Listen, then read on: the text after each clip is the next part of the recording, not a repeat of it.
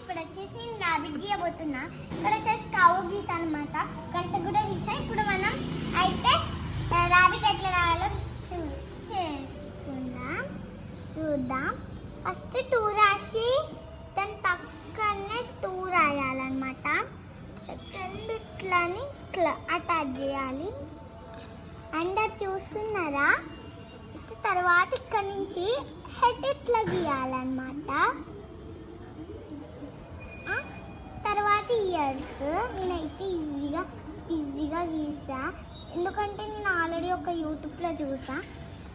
అప్పుడు నేను వీడియో పెట్టలే, అంటే అప్పుడు నేను వీడియో ఛానల్ పెట్టలే. సో ఇంకా తోక గీసి ఇక్కడ ర్యాబిట్స్ గీసే. ర్యాబిట్కి ఇష్టమైంది ఎక్కువ క్యారెట్. సో మనం ఇప్పుడు ఇక్కడ క్యారెట్ గీద్దాం. నాకైతే క్యారెట్ గీయడం కూడా రాదు, సో ఎందుకే ఇట్లా గీస్తున్నా.